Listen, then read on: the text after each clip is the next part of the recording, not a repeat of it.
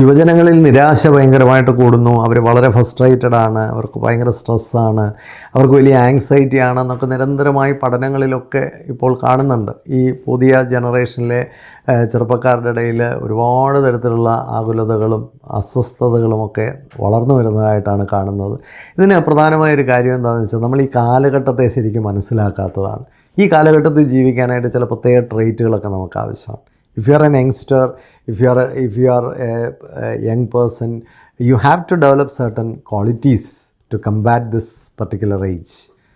വളരെ കൃത്യമായി ഈ കാലഘട്ടത്തെ അതിജീവിക്കാനുള്ളൊരു 4 ട്രെയ്റ്റ്, ധാരാളം ട്രെയ്റ്റുകൾ ആവശ്യമുണ്ട്. അതിൽ വളരെ ഇമ്പോർട്ടൻ്റ് എന്ന് എനിക്ക് തോന്നുന്ന ഒരു 4 ട്രെയ്റ്റ്, അതിനെക്കുറിച്ചാണ് ഈ വീഡിയോ സംസാരിക്കുന്നത്.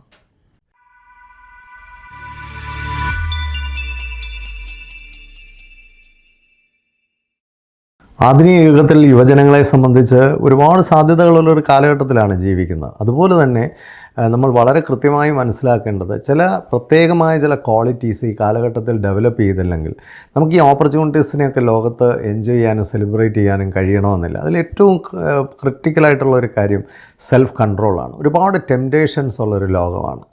നമ്മളെ പലതിലേക്കും ഭയങ്കരമായിട്ട് ഇൻസ്പയർ ചെയ്യുന്ന ഒരുപാട് കാര്യങ്ങൾ നമുക്ക് ചുറ്റും സംഭവിക്കുന്നുണ്ട്. പക്ഷേ നമുക്ക് കൃത്യമായിട്ട് നമുക്കൊരു ലക്ഷ്യത്തിൽ എത്തിച്ചേരണമെന്നുണ്ടെങ്കിൽ നമ്മൾ കൃത്യമായിട്ട് ആ ടെംപ്റ്റേഷൻസിനെ അതിജീവിക്കാൻ നമുക്ക് കഴിയണം.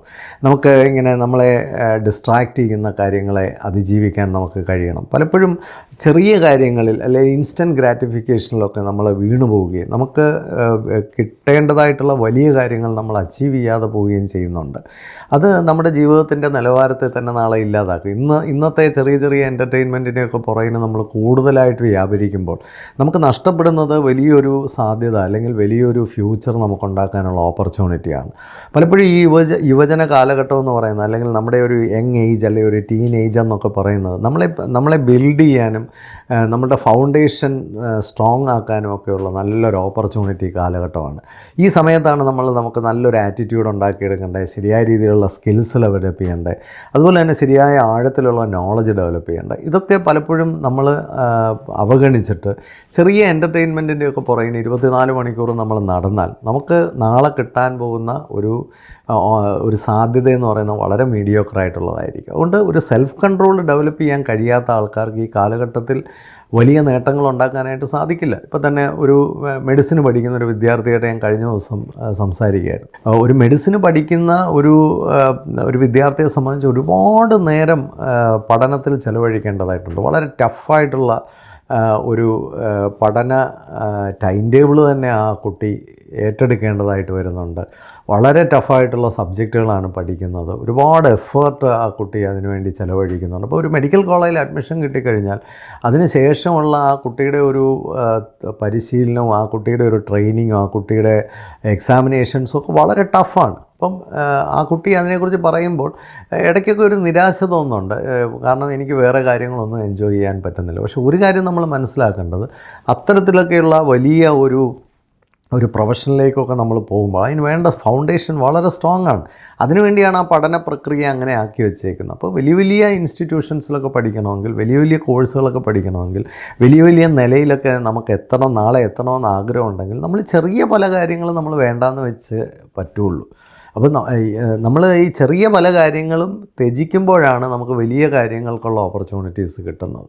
അപ്പോൾ ഇത് ഒരു സെൽഫ് കൺട്രോൾ ഇല്ലാത്ത ഒരാളിനെ സംബന്ധിച്ച് നേടിയെടുക്കാനായിട്ട് പറ്റില്ല. കാരണം നമ്മൾ നോക്കുമ്പോൾ ബാക്കി എല്ലാവരും ഇങ്ങനെ അടിച്ചു പൊളിച്ച് നടക്കുന്നു, അതുപോലെ ഞാനും നടക്കണമെന്ന് വിചാരിച്ചു കഴിഞ്ഞാൽ ഇതുപോലുള്ള വലിയ ഗോളുകളെ ചേസ് ചെയ്യാനായിട്ട് സാധിക്കത്തില്ല.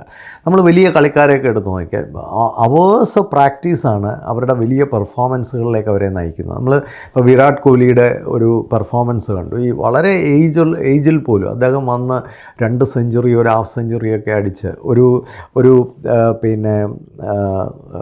സീരീസ് വിൻ ചെയ്യാനൊക്കെ സഹായിക്കുന്ന ഒരു പെർഫോമൻസ് നമ്മൾ കണ്ടു. നമ്മളതൊക്കെ നോക്കുമ്പോൾ നമ്മൾ വിചാരിക്കുന്നത് വെറുതെ 2 പെപ്സി കുടിച്ചിട്ട് ഇങ്ങോട്ട് വന്നങ്ങ് ബാറ്റ് ചെയ്യുകയാണെന്ന് വിചാരിക്കുക. അങ്ങനെയല്ല യഥാർത്ഥത്തിൽ സംഭവിക്കുന്നത്. ഇത്തരത്തിലുള്ള പെർഫോമൻസിൻ്റെയൊക്കെ പുറകിൽ വലിയ സ്ട്രെയിനേഴ്സായിട്ടുള്ള എഫേർട്ടുകളുണ്ട്. അത്തരം എഫേർട്ടുകൾ അവർ എടുക്കുന്നതുകൊണ്ടാണ് ഇതുപോലുള്ള വലിയ പെർഫോമൻസുകൾ അവർക്ക് ലോകത്തിന് കാഴ്ചവെക്കാനായിട്ട് സാധിക്കും. അപ്പോൾ നമ്മുടെയും ജീവിതത്തിൽ നമുക്ക് വലിയ പെർഫോമൻസുകൾ വേണമെങ്കിൽ അതിൻ്റെ പുറകിൽ വലിയ ത്യാഗങ്ങളുണ്ടാകണം, വലിയ എഫേർട്ടുകൾ ഉണ്ടാകണം, വലിയ പെയിൻ ഉണ്ടാവണം. അപ്പം അത് മനസ്സോടെ എടുക്കുന്ന ആൾക്കാരാണ് പാഷനേറ്റ് ആയിട്ടുള്ള ആൾക്കാർ. കാരണം അതൊരു പാഷനാണ്. എന്നെ സംബന്ധിച്ച് എനിക്കൊരു വലിയ അച്ചീവ്മെൻറ്റ് നേടണമെങ്കിൽ അതിനുവേണ്ടി എത്ര കഷ്ടപ്പെടാനും എനിക്ക് മനസ്സുണ്ട്. അത് ഉള്ളിൽ നിന്ന് വരുന്നതാണ്, പുറമേ ആരും അടിച്ചേൽപ്പിച്ച് തരുന്നതല്ല. അപ്പോൾ ഒരു സെൽഫ് കൺട്രോളാണ് ആവശ്യം. അല്ല ടീച്ചേഴ്സ് പറഞ്ഞതുകൊണ്ടോ അല്ലെങ്കിൽ പേരൻസ് നമ്മുടെ പുറകിന് നടക്കുന്നത് കൊണ്ടോ നമുക്ക് ജീവിതത്തിൽ വലിയ നിലയിലെത്താൻ കഴിയുമെന്ന് വിചാരിച്ചാൽ അത് വെറുതെയാണ്. നേരെ മറിച്ച് അത് ഉള്ളിൽ നിന്ന് വരുന്ന ഒരു ഇൻറ്റേർണൽ ലോക്കസിൽ നിന്ന് വരുന്ന ഒരു ആസ്പിറേഷൻ കൊണ്ടാണ് അത്തരം കാര്യങ്ങളൊക്കെ നമുക്ക് അച്ചീവ് ചെയ്യാൻ സാധിക്കും. അത് നമ്മളെ കൺട്രോൾ ചെയ്ത് നിർത്താൻ നമുക്ക് കഴിയണം. ഒരു ലോങ് ടേം ആയിട്ടുള്ള ഒരു ഗോളൊക്കെ നേടിയെടുക്കണമെങ്കിൽ ഒരുപാട് കാലത്തേക്ക് ആ കൺട്രോളിൽ നമുക്ക് നിലനിൽക്കാനായിട്ട് കഴിയണം. അതുപോലെ സെൽഫ് കൺട്രോളിൻ്റെ വലിയൊരു കാര്യമെന്ന് പറഞ്ഞാൽ ഇപ്പോൾ കുറേ അച്ചീവ്മെൻറ്റ്സ് മാത്രമല്ല, നമ്മുടെ ക്യാരക്ടറിനെ കൺട്രോൾ ചെയ്ത് നിർത്തണം. ഇപ്പോൾ തന്നെ ഒരു രാഷ്ട്രീയ നേതാവ്, യുവ നേതാവാണ്, വലിയ ഒരു സ്കാൻഡലിൽപ്പെട്ടിട്ട് അല്ലെങ്കിൽ വലിയൊരു പ്രശ്നത്തിൽപ്പെട്ടിട്ട് ഇപ്പോൾ നമ്മുടെ നാട് മുഴുവൻ ചർച്ച ചെയ്യുന്ന അത്തരം ഒരു വിഷയമാണ്. എന്തുകൊണ്ടാണ് സംഭവിക്കുന്നത്? വലിയ പ്രതിഭയുള്ള ചെറുപ്പക്കാരനാണ്, ഒരുപാട് കഴിവുകളുള്ള ചെറുപ്പക്കാരനാണ്. പക്ഷേ ഒരു ക്യാരക്ടർ എന്ന നിലയിൽ അല്ലെങ്കിൽ ഒരു വാല്യൂസ് എന്ന നിലയിൽ, ഒരു ധാർമ്മികത എന്ന നിലയിൽ പുള്ളിക്ക് ഒരുപാട് വഴിതെറ്റലുകൾ ഉണ്ടായതായിട്ടാണ് ഇപ്പോൾ നമ്മുടെ നാട് ചർച്ച ചെയ്യുന്നത്. അതിനകത്ത് ശരിയുണ്ടാവാൻ തെറ്റുണ്ടാകും, ഞാൻ അതിലേക്ക് വരുന്നില്ല. പക്ഷേ എന്തായാലും അത്തരത്തിലുള്ള ചർച്ചകളിലേക്ക് കാര്യങ്ങൾ വന്നത് ഒന്നുമില്ലാത്തടത്ത് അത്തരം ചർച്ചകൾ വരില്ല. അപ്പോൾ ഒരു പക്ഷേ ഈ പ്രതിഭയുള്ള വലിയ കഴിവുള്ള ഒരു മനുഷ്യനെ സംബന്ധിച്ച് അദ്ദേഹത്തിൻ്റെ സ്വഭാവത്തിൽ അദ്ദേഹത്തിനെ കൺട്രോൾ ചെയ്ത് നിർത്താൻ പറ്റാത്തതും ധാർമ്മികമായി കൺട്രോൾ ചെയ്ത് നിർത്താൻ പറ്റാത്തതും ശരിയിൽ കൺട്രോൾ ചെയ്ത് നിർത്താൻ പറ്റാത്തതൊക്കെ അദ്ദേഹത്തിൻ്റെ ഭാവി ജീവിതം അലങ്കോലപ്പെടാനുള്ള വലിയൊരു കാരണമായി മാറുമെന്നുള്ളതിനൊരു സംശയമില്ല. അപ്പോൾ നമുക്ക് ഒരു ഇൻറ്റേർണൽ കൺട്രോൾ ഇല്ലാതെ നമുക്ക് വലിയ അച്ചീവ്മെൻറ്റ്സുകളൊന്നും, ഒരു സസ്റ്റൈനബിൾ അച്ചീവ്മെൻറ്റ്സ് ഒന്നും നേടാനായിട്ട് പറ്റില്ല. അപ്പം നമുക്ക് ആഗ്രഹങ്ങൾ കൊണ്ട് കാര്യമില്ല. ആ ആഗ്രഹങ്ങളെ ഒരു പർപ്പസായിട്ട് കൺവേർട്ട് ചെയ്യണമെന്നുണ്ടെങ്കിൽ നമുക്ക് ശക്തമായ ഇൻറ്റേർണൽ കൺട്രോൾ ഉണ്ടെങ്കിലേ സാധിക്കുള്ളൂ. Ordinary people have wishes but great people have purpose എന്നാണ്. അപ്പോൾ നല്ലൊരു പർപ്പസിലേക്ക് പോകണമെങ്കിൽ അതിൻ്റെ ഒരു അടിസ്ഥാന കാര്യമാണ് സെൽഫ് കൺട്രോൾ എന്ന് പറയുന്നത്. രണ്ടാമത്തെ ഏറ്റവും വലിയൊരു കാര്യം, ഇന്ന് പല ചെറുപ്പക്കാർക്കും വരുന്നത്, they are not finding who they are. അത് അവർക്കുണ്ടാവുന്നില്ല. ഞാൻ ആരാണെന്ന് സ്വയം കണ്ടെത്താതെ ആരുടെയെങ്കിലുമൊക്കെ പുറകിന് പോകാനോ അല്ലെങ്കിൽ ആരെങ്കിലുമൊക്കെ വിജയിച്ച മേഖലയിൽ പോകാനോ ആണ് പലരും ശ്രമിക്കുന്നത്. വലിയ അപകടമാണ്. നമ്മൾ ആരാണെന്ന് കണ്ടെത്തണം. കാരണം നമുക്ക് പ്രത്യേകമായ ചില കഴിവുകളുണ്ട്, നമുക്ക് പ്രത്യേകമായിട്ട് എക്സൽ ചെയ്യാൻ പറ്റുന്ന ചില ട്രെയ്റ്റുകളുണ്ട്. നമ്മുടെ പേഴ്സണാലിറ്റി ചില കാര്യങ്ങൾക്കൊക്കെ നല്ലതുമാണ്, ചില കാര്യങ്ങൾക്ക് അത്ര സ്യൂട്ടബിളും ആയിരിക്കത്തില്ല. അപ്പം നമുക്ക് അനുയോജ്യമായതിനെ കണ്ടെത്തുക, ഡിസ്കവറിങ് അവർ സെൽസ്, അത് വളരെ ഇമ്പോർട്ടൻ്റ് ആയിട്ടുള്ളൊരു കാര്യമാണ്. ഞാൻ ആരാണ്, finding our purpose is a very important aspect. പലപ്പോഴും നമ്മുടെ ഒരു പർപ്പസ് എന്താണെന്ന് നമ്മൾ കണ്ടെത്താനായിട്ട് ശ്രമിക്കുന്നില്ല. പലരും ചോദിക്കുന്ന ഒരു ചോദ്യം, എന്തിനാണ് സ്കോപ്പ് എന്നറിഞ്ഞതുകൊണ്ട് പ്രത്യേകിച്ച് കാര്യമൊന്നുമില്ല. കാരണം എല്ലാവരും ആ സ്കോപ്പിൻ്റെ പുറകിനാണ് പോകുന്നതെങ്കിൽ ആ മേഖലയിൽ ഒരുപാട് ആൾക്കാർ വരികയും അവിടെ അതിന് ഡിമാൻഡ് ഇല്ലാതാകുകയും ചെയ്യും. നേരെ മറിച്ച് എനിക്കെന്തിനാണ് സ്കോപ്പ്, എൻ്റെ ഒരു യുണീക്നെസ്സും എൻ്റെ ഒരു പ്രത്യേകമായ ക്യാരക്ടറും എൻ്റെ ഒരു പ്രത്യേകമായ ക്വാളിറ്റിയൊക്കെ എവിടെയാണ് എനിക്ക് ഫലപ്രദമായി ഉപയോഗപ്പെടുത്താൻ കഴിയുന്നത്? അതാണ് നമ്മൾ ഓരോരുത്തരും നോക്കേണ്ടത്. നമ്മളെ സ്വയം കണ്ടെത്താനാണ് നിരന്തരമായി ശ്രമിച്ചുകൊണ്ടിരിക്കുന്നത്. ഒരുപക്ഷേ വിദ്യാഭ്യാസത്തിൻ്റെ ആത്യന്തികമായ പർപ്പസ് തന്നെ നമ്മളെ തിരിച്ചറിയാൻ കഴിയുക എന്നുള്ളതാണ്. ഞാൻ ആരാണെന്ന് മനസ്സിലാക്കാൻ കഴിയുക എന്നുള്ളതാണ്. ഞാൻ ആരാണെന്ന് മനസ്സിലായാലേ ഞാൻ ആരാകണമെന്ന് മനസ്സിലാകത്തുള്ളൂ. അപ്പോൾ സ്വാഭാവികമായിട്ടും നമ്മളെ കണ്ടെത്തുക എന്ന് പറയുന്ന ഒരു വലിയ പ്രോസസ്സുണ്ട്. കഴിഞ്ഞ ദിവസം ഞാൻ ഒരു ഹയർ സെക്കൻഡറി സ്കൂളിൽ +2 കുട്ടികൾക്കായിട്ടൊരു ക്ലാസ് എടുക്കായിരുന്നു. വളരെ മിടുക്കിയായ ഒരു കുട്ടി തന്നെ എഴുന്നേറ്റിട്ട് എന്നോട് ചോദിച്ച ഒരു ചോദ്യം, സാർ ഞാൻ എല്ലാ കാര്യത്തിലും എല്ലാ ആക്ടിവിറ്റീസിലും ഈ സ്കൂളിൽ ഇടപെടുന്നുണ്ട്, നന്നായിട്ട് പഠിക്കുന്ന ഒരു വിദ്യാർത്ഥിയാണ്, പക്ഷേ എന്നാലും ഞാൻ ആരാണ് എന്ന് ഇതുവരെ എനിക്ക് മനസ്സിലാക്കാനായിട്ട് സാധിച്ചിട്ടില്ല. വളരെ ജെന്യുവിനായിട്ടുള്ളൊരു ചോദ്യമാണ്. വളരെ മിടുക്കിയായ ഒരു കുട്ടിയാണ്, അക്കാഡമിക്സിലും വളരെ മുന്നിൽ നിൽക്കുന്നു, അതുപോലെ തന്നെ എക്സ്ട്രാ കരിക്കുലർ ആക്ടിവിറ്റീസിലൊക്കെ മുന്നിൽ നിൽക്കുന്നു. പക്ഷെ പ്രത്യേകമായി എന്താണ് എൻ്റെ ഒരു പർപ്പസ് എന്ന് ഇതുവരെ മനസ്സിലായിട്ടില്ല. അപ്പോൾ എനിക്ക് അത്തരം കുട്ടികളോടൊക്കെ പറയാനുള്ളത്, നമ്മൾ കൂടുതലായിട്ട് പ്രവർത്തിച്ചുകൊണ്ടേയിരിക്കുക. നമ്മൾ ആരാണെന്നുള്ളത് തിരിച്ചറിയാനുള്ള അവസരങ്ങൾ സംഭവിച്ചോളും. നമ്മൾ പ്രവർത്തിച്ചുകൊണ്ടിരിക്കുന്നവർക്കാണ് ആരാണെന്ന് തിരിച്ചറിയാനുള്ള അവസരങ്ങൾ ലഭിക്കുക. അതെല്ലാ കുട്ടികളും ഇപ്പോൾ 15 വയസ്സിലോ 18 വയസ്സിലോ തിരിച്ചറിയണമെന്നില്ല. ചില കുട്ടികൾക്ക് ഒരു 10-25 വയസ്സൊക്കെ ആകുമ്പോഴായിരിക്കും നമ്മൾ ആരാണെന്ന് തിരിച്ചറിയുന്നത്. അപ്പോൾ നമുക്ക് അതുവരെ നമുക്ക് ഏറ്റവും പവർഫുള്ളായിട്ടുള്ള, നമുക്ക് ഏറ്റവും സ്ട്രോങ് ആയിട്ടുള്ള മേഖലയിൽ നിൽക്കുക, അതിൽ വർക്ക് ചെയ്തുകൊണ്ടേ ഇരിക്കുക. അപ്പോൾ നമുക്കൊരു പർട്ടിക്കുലർ ടൈം ആകുമ്പോൾ നമുക്കതിന് വേണ്ട ഒരു ബ്രേക്ക് ത്രൂ ഒക്കെ കിട്ടിക്കോളും. പക്ഷെ നമ്മളൊരു പർപ്പസ് കണ്ടെത്താനുള്ള തീവ്രമായ ഒരു ആഗ്രഹത്തിലാണെങ്കിൽ തീർച്ചയായിട്ടും ആ പർപ്പസ് നമ്മൾ കണ്ടെത്തുമെന്നുള്ള കാര്യത്തിൽ ഒരു സംശയമില്ല. എന്നാൽ ചില കുട്ടികൾ ചോദിക്കുന്ന ഒരു ചോദ്യം, സാറേ എന്നെ എന്തിനു കൊള്ളാമെന്ന് എനിക്കറിയില്ല. അപ്പോൾ നമ്മൾ അവരോട് തിരിച്ചു ചോദിക്കുന്ന ഒരു ചോദ്യമുണ്ട്, ഇതുവരെ എന്തിലാണ് നിനക്ക് കഴിവുണ്ടെന്ന് നിനക്ക് എന്തെങ്കിലും ഒരു ആശയം ഏതെങ്കിലും കാര്യത്തിൽ കിട്ടിയിട്ടുണ്ടോ? ഒരു കാര്യത്തിലും കിട്ടിയിട്ടില്ല. കാരണം എന്താണെന്ന് ചോദിച്ചാൽ പ്രത്യേകിച്ച് ഒരു പരിപാടിയും ചെയ്യാറില്ല. നമ്മൾ വെറുതെ ഇരിക്കുന്ന ആൾക്കാരെ സംബന്ധിച്ച് അവർക്ക് അവരെ കണ്ടെത്താൻ തീരെയും സാധിക്കില്ല. നിങ്ങൾ നിരന്തരമായി പ്രവർത്തിച്ചുകൊണ്ടിരിക്കുമ്പോൾ ചിലപ്പോൾ നമ്മുടെ കൂട്ടുകാർ തന്നെ നമ്മളോട് പറയും നീ ഇതിന് കൊള്ളാം, നമ്മുടെ ടീച്ചേഴ്സ് നമ്മളോട് പറയും ഈ ഒരു കാര്യത്തിൽ നിനക്ക് നല്ല സ്ട്രെങ്ത് ഉണ്ട്. നമുക്ക് തന്നെ ചിലപ്പോൾ തോന്നും ഞാനിതിന് ഒരു എക്സലൻ്റ് ആയിട്ടുള്ള ഒരാളാണ്.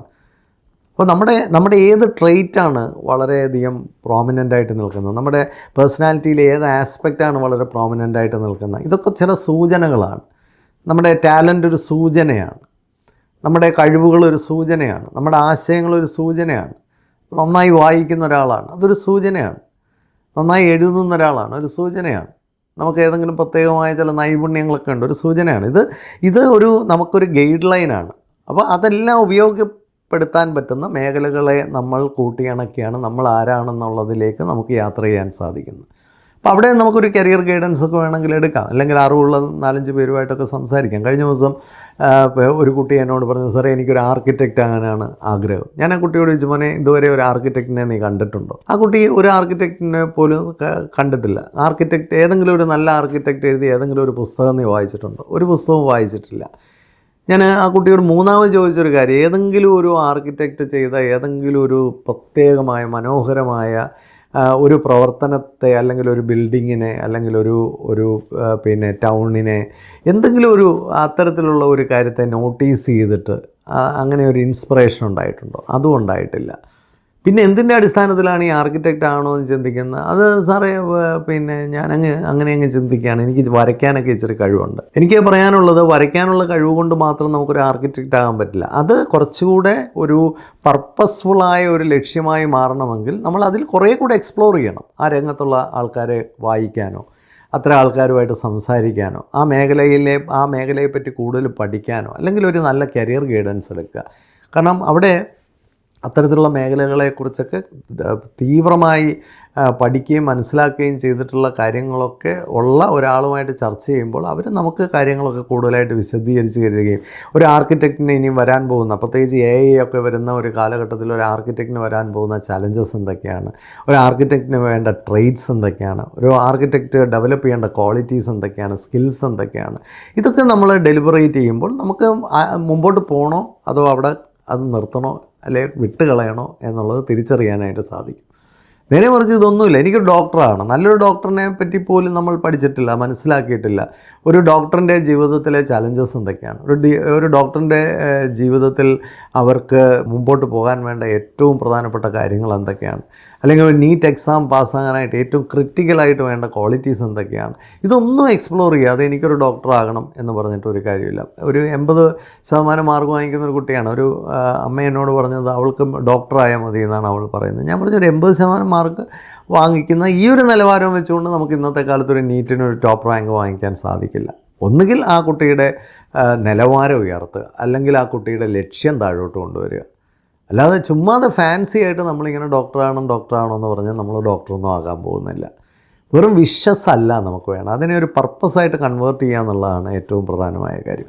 മൂന്നാമത്തെ ഒരു കാര്യം, ഇന്നത്തെ ആധുനിക യുഗത്തിൽ നമ്മൾ ഏത് മേഖലയിൽ വിജയിക്കണമെങ്കിലും വളരെ ഡീപ്പായിട്ട് നമുക്ക് വേണ്ട ഒരു ക്വാളിറ്റിയാണ് എമ്പതി എന്ന് പറയുന്നത്. മറ്റുള്ളവർ എങ്ങനെയാണ് ചിന്തിക്കുന്നത്, അല്ലെ എന്നെ പറ്റിയുള്ള എക്സ്പെക്റ്റേഷൻ മറ്റുള്ളവർക്ക് എന്താണ്. ഇപ്പോൾ ഒരു ജോലി കിട്ടണമെങ്കിൽ പോലും നമ്മൾ എമ്പത്തറ്റിക്കലായിരിക്കണം. ഒരു ഓർഗനൈസേഷൻ നമ്മളെ പറ്റി എന്താണ് എന്നിൽ നിന്ന് എക്സ്പെക്റ്റ് ചെയ്യുന്നത്. നമുക്ക് ഒരു വിവാഹ ജീവിതത്തിൽ വിജയിക്കണമെങ്കിൽ നമ്മുടെ പാർട്ട്ണർ എന്താണ് എക്സ്പെക്റ്റ് ചെയ്യുന്നത്. നമുക്ക് മറ്റുള്ളവരുടെ എക്സ്പെക്റ്റേഷനിലേക്ക് മാച്ച് ചെയ്യാൻ കഴിയുമ്പോഴാണ് നമ്മൾ പലപ്പോഴും സെലക്ട് ചെയ്യപ്പെടുന്നത്, നമ്മൾ എലക്റ്റ് ചെയ്യപ്പെടുന്നത്.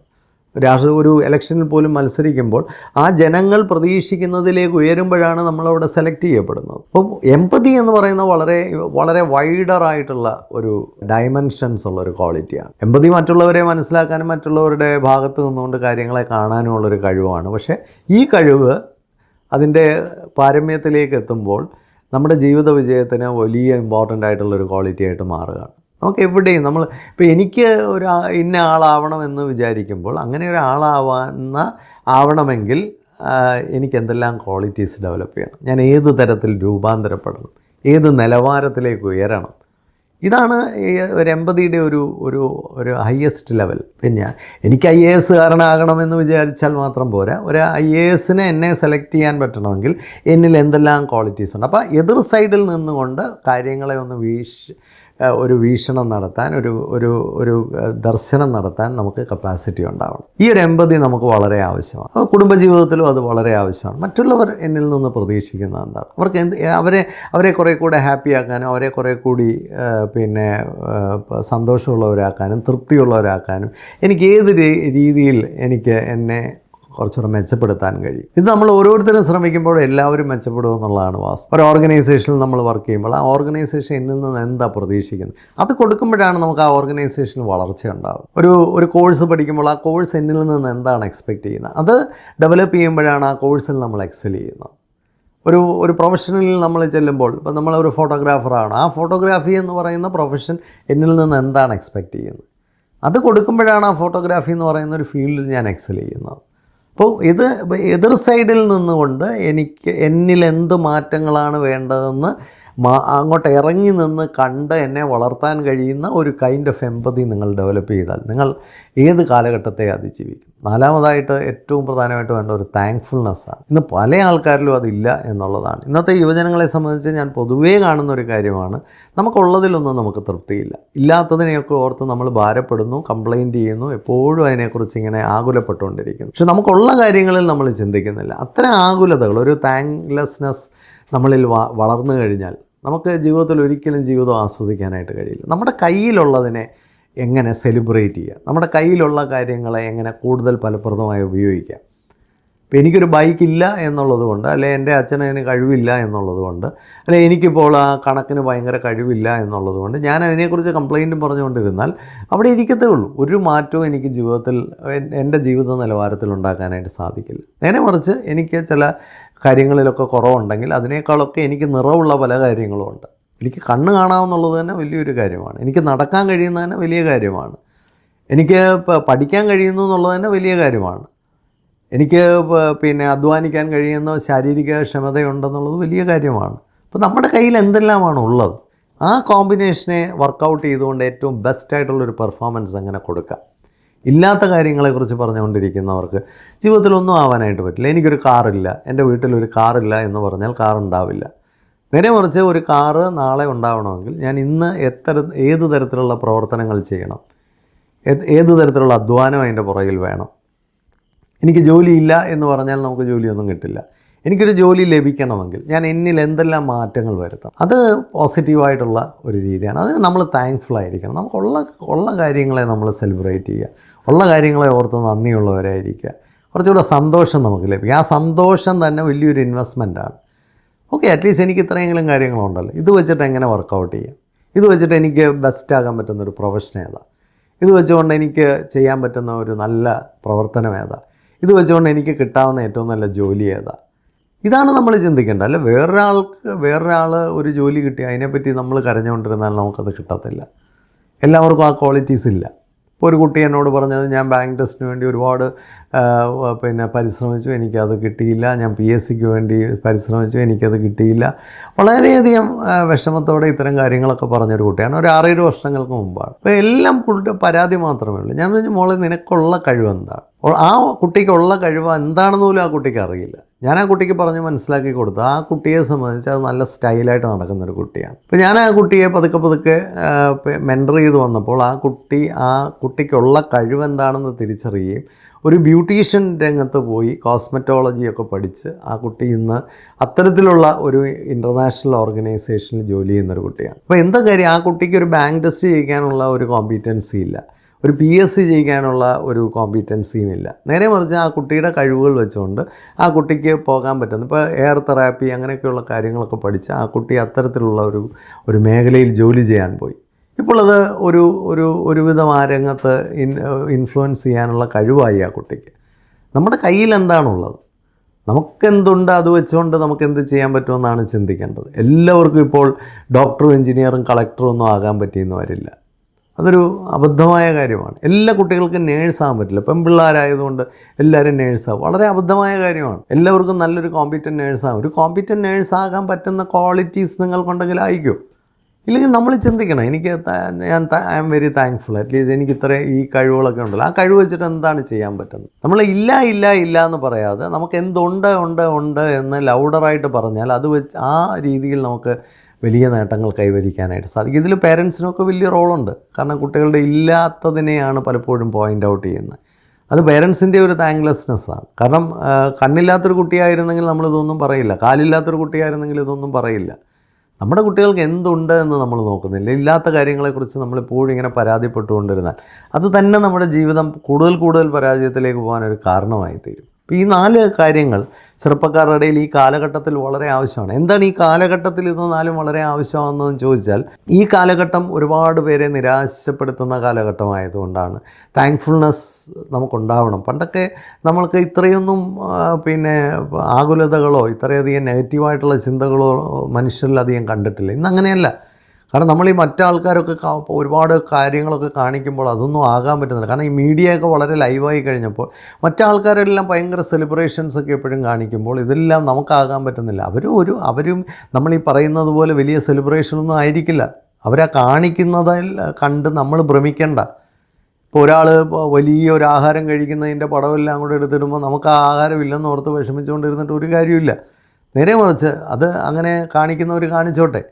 നമ്മളെ സംബന്ധിച്ച് നമുക്ക് നല്ല ആഹാരം ഉണ്ടാക്കാനായിട്ട് നമ്മൾ അധ്വാനിച്ചേ പറ്റുള്ളൂ. നമുക്കുള്ള കഴിവുകളിൽ അധ്വാനിക്കുക, നമുക്കുള്ള റിസോഴ്സസ് ഉപയോഗിച്ച് വ്യാപാരം ചെയ്യുക, വിനിമയം ചെയ്യുക, അതിനുവേണ്ടി അധ്വാനിക്കുക. അപ്പം നമുക്ക് കൂടുതലായിട്ട് നമുക്ക് നേട്ടങ്ങൾ ഉണ്ടാക്കാനായിട്ട് സാധിക്കും. ഈ കാലഘട്ടത്തിൽ ഇത് വളരെ ആവശ്യമാണ്. ഈ കാലഘട്ടത്തിൽ നമുക്ക് എന്തെങ്കിലും ആവണമെന്ന് മാത്രം ആഗ്രഹിച്ചാൽ പോരാ, നമുക്ക് മറ്റുള്ളവർക്ക് കൂടെ നമ്മളെ അതായിട്ട് തോന്നണം. അതാണ് ഞാൻ എമ്പതിയുടെ കാര്യം പറഞ്ഞത്. ഇത്തരത്തിൽ നമ്മളെ ഒന്ന് ഡെവലപ്പ് ചെയ്യാനായിട്ട് ശ്രമിച്ചാൽ തീർച്ചയായിട്ടും കുറച്ചുകൂടെ വലിയ വിജയം നമ്മുടെ ജീവിതത്തിൽ നേടിയെടുക്കാൻ പറ്റും. യുവജനങ്ങളോടാണ് എനിക്ക് പറയാനുള്ളത്. വെറുതെ നമ്മൾ ഇങ്ങനെ സമയം കളയരുത്. വെറുതെ അങ്ങനെ ഇരുന്നാലൊന്നും സംഭവിക്കാനൊന്നും പോകുന്നില്ല. ഈ കാലഘട്ടത്തെ അതിജീവിക്കാൻ പറ്റുന്ന ട്രെയ്റ്റുകൾ നമ്മൾ ശക്തമായിട്ട് ഡെവലപ്പ് ചെയ്ത് അതിന് തക്കവണ്ണം നമ്മൾ രൂപാന്തരപ്പെട്ടാൽ തീർച്ചയായിട്ടും നിങ്ങൾക്കും വിജയം ഉണ്ടാകും. എല്ലാവർക്കും നല്ല വിജയവും ജീവിതവും ആശംസിക്കുന്നു. Happy living.